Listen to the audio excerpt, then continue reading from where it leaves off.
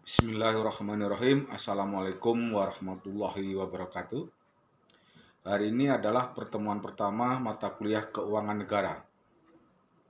Sebelum Bapak menjelaskan materi pertemuan pertama, Bapak akan menjelaskan terlebih dahulu tentang rencana pembelajaran semester ke depan dalam mata kuliah ini, khususnya mata kuliah keuangan negara. Yang pertama, bahwa dalam mata kuliah keuangan negara ini, Bapak ingin menjelaskan kontrak kuliah dalam pembelajaran semester ke depan, yaitu mata kuliah keuangan negara ini. Yang pertama adalah komponen penilaian. Dalam mata kuliah ini, kehadiran sangat penting. Kenapa? Karena di dalam komponen penilaian, khususnya kehadiran, ini adalah 25%. Terus yang kedua adalah tugas. Itu nantinya akan Bapak bagi, ada tugas 1, ada tugas 2, dan tugas ketiga dengan nilai 20%. Terus selanjutnya adalah ujian tengah semester. Ujian tengah semester itu nilainya adalah 25%. Dan yang terakhir adalah ujian akhir semester dengan nilai 30%. Selanjutnya, Bapak ingin menjelaskan deskripsi mata kuliah keuangan negara.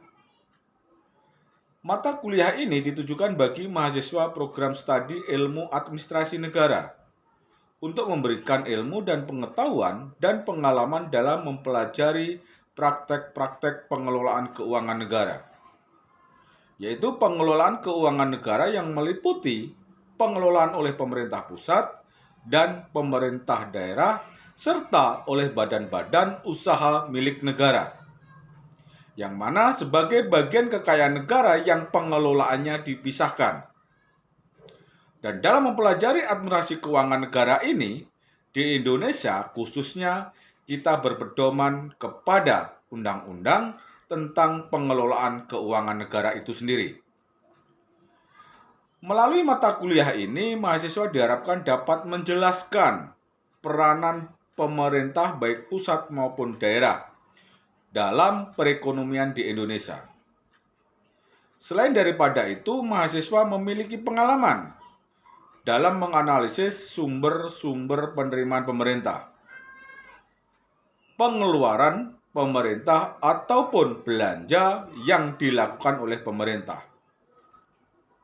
Selanjutnya, mahasiswa juga memiliki pengalaman dalam mempelajari pihak-pihak dari stakeholder yang bertanggung jawab dalam keuangan daerah akan melengkapi pembahasan mata kuliah ini, khususnya dengan berpedoman kepada undang-undang. Tapi karena kita berbicara kaitannya dengan keuangan daerah, maka yang kita gunakan adalah Undang-Undang Pemerintahan Daerah dan Undang-Undang Pemerintahan Keuangan Pusat dan Daerah itu sendiri. Selanjutnya adalah kita berbicara kaitannya dengan masalah keuangan negara dari pengertian keuangan negara itu sendiri. Yang pertama, kalau kita berbicara kaitannya dengan pengertian keuangan negara, seperti yang dimaksud di dalam Undang-Undang Keuangan Negara, khususnya Undang-Undang Nomor 17 Tahun 2003, bahwa keuangan negara meliputi semua hak dan kewajiban negara yang dapat dinilai dengan uang. Kebijakan dan kegiatan di bidang fiskal, moneter, pengelolaan kekayaan negara yang dipisahkan serta segala sesuatunya, baik berupa uang ataupun barang yang dapat dijadikan milik negara yang berkaitan dengan pelaksanaan hak dan kewajiban tersebut. Ini masuk dari sisi objek, khususnya dari Undang-Undang Nomor 17 Tahun 2003. Selanjutnya adalah dari sisi subjek. Kalau kita berbicara keuangan negara meliputi seluruh objek, sebagaimana tersebut di atas, yang dimiliki negara dan atau dikuasai oleh pemerintah pusat, pemerintah daerah, perusahaan negara atau daerah, dan badan lain yang kaitannya dengan keuangan negara. Ini kalau kita berbicara dari sisi subjek menurut Undang-Undang Nomor 17 Tahun 2003. Selanjutnya adalah kalau kita berbicara poin yang ketiga adalah dari sisi proses. Karena keuangan negara itu mencakup seluruh rangkaian kegiatan yang terkait dengan pengelolaan objek sebagaimana tersebut di atas, mulai dari perumusan kebijakan, pengambilan keputusan, sampai dengan pertanggungjawaban. Ini bicara dari sisi proses. Dan dari sisi tujuan, yang poin yang keempat adalah keuangan negara itu meliputi seluruh kebijakan, kegiatan, dan hubungan hukum yang terkait dengan kepemilikan dan atau pengusahaan objek sebagaimana tersebut di atas dalam rangka penyelenggaraan pemerintahan negara. Ini adalah ada 4 poin yang disampaikan Undang-Undang Nomor 17 Tahun 2003. Yang pertama, Bapak ulang kembali dari sisi objek, itu yang pertama. Yang kedua dari sisi subjek, yang ketiga dari sisi proses, dan yang terakhir adalah dari sisi tujuan. Ada 4 item yang dimaksud dari Undang-Undang Nomor 17 Tahun 2003. Selanjutnya adalah kita berbicara pengertian administrasi keuangan negara. Bapak ingin menjelaskan di sini adalah ilmu yang mempelajari tentang penggunaan dana-dana oleh pemerintah untuk memenuhi pembiayaan kegiatan pemerintah. Sehingga administrasi keuangan negara hanya mempelajari, tolong diperhatikan, hanya mempelajari pengalokasian atau penggunaan dana-dana oleh pemerintah untuk pembiayaan kegiatan pemerintah. Itu yang dimaksud pengertian daripada administrasi keuangan negara. Terus yang kedua adalah menurut pendapat ahli. Administrasi keuangan negara menurut Mas Greb, administrasi keuangan negara itu diartikan adalah sebagai ilmu yang mempelajari tentang masalah-masalah yang luas dan kompleks yang berkaitan dengan pemasukan dan pengeluaran pemerintah. Ini adalah menurut pendapat para ahli. Selanjutnya adalah menurut Buchanan. Masih menurut pendapat ahli juga bahwa pemerintah itu dianggap suatu unit yang juga sebagai subjek dalam studi keuangan negara.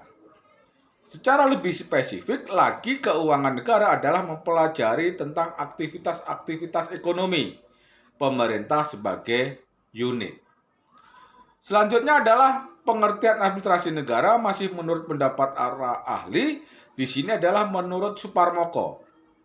Jadi, administrasi keuangan negara itu adalah bagian daripada ilmu ekonomi yang mempelajari tentang kegiatan pemerintahan dalam bidang ekonomi, terutama dalam penerimaan dan pengeluaran beserta pengaruh-pengaruhnya di dalam perekonomian tersebut.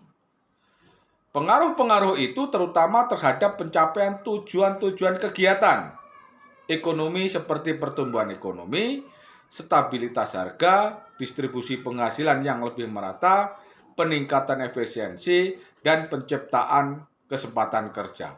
Ini adalah pengertian administrasi negara menurut Suparmoko. Jadi, kalau kita terjemahkan bahwa administrasi negara itu adalah tidak hanya berkaitan dengan cara dan bagaimana penerimaan dan pengeluaran negara dilakukan, tetapi juga tentang perbedaan-perbedaan, kebijakan-kebijakan yang ada mungkin dilaksanakan sebagai pilihan untuk melaksanakan kebijakan dan aktivitas pemerintah. Selanjutnya kita berbicara ruang lingkup daripada administrasi keuangan negara. Yang pertama adalah 1, itu teori pengeluaran negara, yang kedua teori penerimaan negara, dan yang ketiga adalah administrasi keuangan, dan yang keempat adalah stabilisasi dan pertumbuhan. Mari kita jelaskan satu persatu apa itu yang dimaksud dengan teori pengeluaran negara. Jadi yang pertama adalah kalau kita berbicara teori pengeluaran negara itu adalah pemerintah mengembangkan jalannya keuangan dalam perekonomian yang sesuai dengan pola permintaan dan penawaran. Jadi adalah kalau kita berbicara pengeluaran negara juga sebagai sarana utama bagi pemerintah untuk mewujudkan kesejahteraan dan pertumbuhan, khususnya stabilitas dan kebijakan-kebijakan yang lain. Selanjutnya adalah teori penerimaan negara. Di sini kalau kita berbicara teori penerimaan negara itu adalah membahas tentang beberapa sumber dari mana negara itu memperoleh pendapatan. Jadi sekali lagi kalau kita berbicara teori penerimaan negara itu adalah bagaimana negara itu memperoleh pendapatan. Jadi bagian ini adalah membahas tentang bagaimana dan menganalisis perbandingan dan keuntungan dan kerugian dari berbagai pihak bentuk pemasukan negara. Misalnya di sini didapatkan dari pajak dan lain sebagainya. Itu kalau kita berbicara teori penerimaan negara. Dan yang ketiga adalah administrasi keuangan. Dalam bagian ini menyangkut semua tentang kegiatan keuangan, termasuk permasalahan tentang administrasi, tentang keuangan, berkaitan dengan anggaran belanja negara, pengawasan terhadap realisasi anggaran belanja. Dan yang terakhir adalah stabilitas dan pertumbuhan.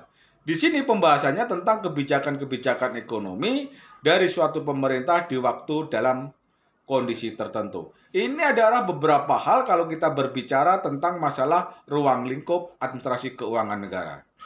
Jadi sekali lagi dalam mata kuliah ini Bapak harapkan seluruh mahasiswa harus punya referensi atau punya buku khususnya tentang keuangan negara ini.